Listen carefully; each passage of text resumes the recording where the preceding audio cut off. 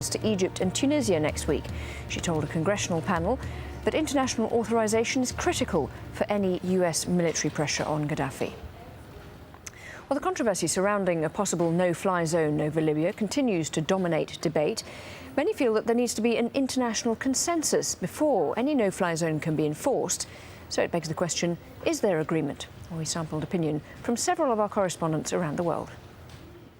It seems like a fairly straightforward question. Does the Obama administration want to see a no-fly zone imposed over Libya? So far, officials have refused to answer. They will only say that all options are on the table, that they are actively considering it, that it would be a significant military operation, and that they want to hear what the international community has to say. Russia has called for the no-fly zone plan to be carefully analysed.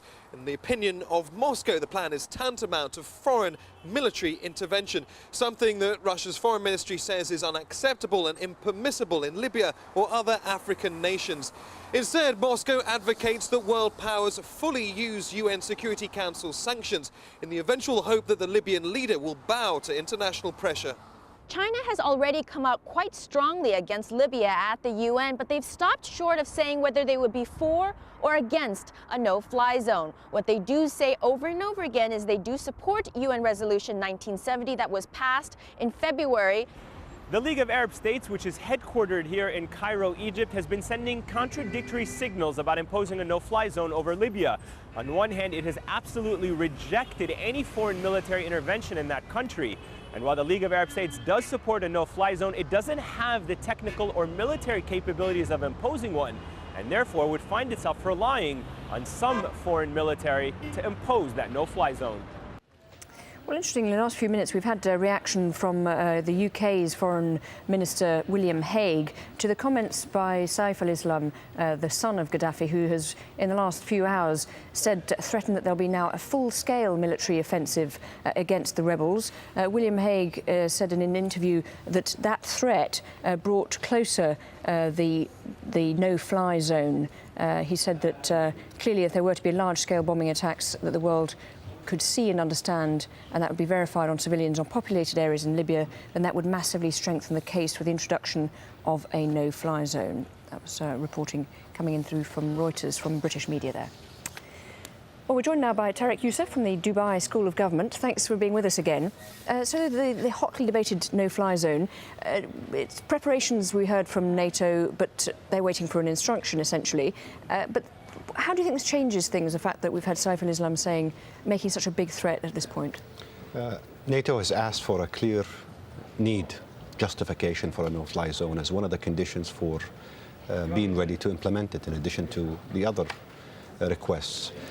If Saif al-Islam lives up to his word, and if he really reflects the view of the commanders and the Libyan regime is about to unleash hell on the Libyan people further east and in Misrata and Zawiya, this brings us very close, and we might very well get the need that NATO is looking for and the need that the UN Security Council will act upon. And quite frankly, in light of the Arab League's upcoming meeting on Saturday, you might have all three conditions met, and now the ball will be back in the court of the international community to impose it, and impose it quickly. Just because to go back to that, there's the clear legal basis that the NATO Secretary General was talking about, he was saying very specifically, was getting a UN resolution. So we've had France and Britain working on something. Are they any closer to getting something on paper that the others might even sign up to? They must be very close to getting something on paper.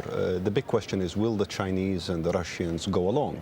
And will the Americans show the kind of political leadership on the part of the Americans, which quite frankly has been unambiguously missing up to this point. Because we've heard from Hillary Clinton today, she's going to meet the opposition leaders, but she was quite interesting in her comments about what it meant to send troops into a country and actually playing up the risks there. It seems to me the Americans are concerned about what happens after a no-fly zone, and if the no-fly zone is not sufficient. Many people are of the view that a no-fly zone could in fact be sufficient to deter Gaddafi, or at least degrading his capability of extending brutality across the eastern part of the country. if the international community is determined and has already passed a strong resolution that reinstates Gaddafi's regime's status as a pariah, a rogue regime, then it needs to carry full through the consequences of whatever actions that follow. No-fly zone, if that doesn't work, they can always go back to the UN Security Council and seek another resolution. But it seems to me, in light of the statement that has just emerged from Libya, and I think we need to perhaps take it seriously at face value, Libya or the Libyan regime might very well be preparing for a full-scale onslaught on major population centers, and that brings us closer to a no-fly zone and perhaps other actions by the international community. OK, Tariq Youssef, thank you very much indeed, as ever, for your analysis on events in Libya. Thank you.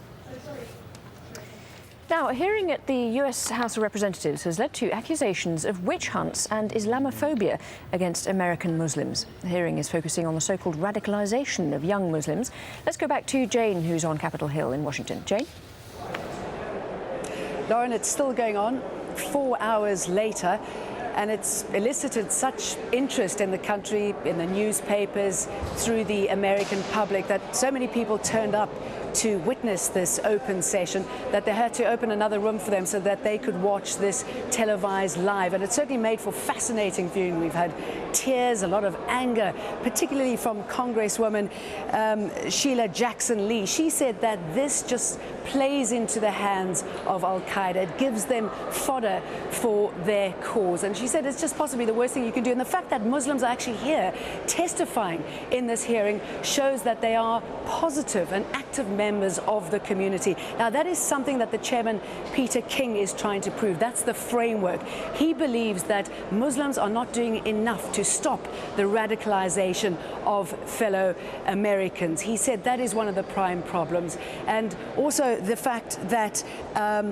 investigations are not being aided by Muslims and the police. He is not the first person to hold this kind of investigation, but he's certainly the first person to only focus on Muslims. And this is coming from a man who's known for his links with the IRA, a party that killed innocent people, including an American. Now, he is saying that what he is doing is going to eventually safeguard the future of the country, and that what he said is certainly not un-American. There is nothing radical or un-American in holding these hearings.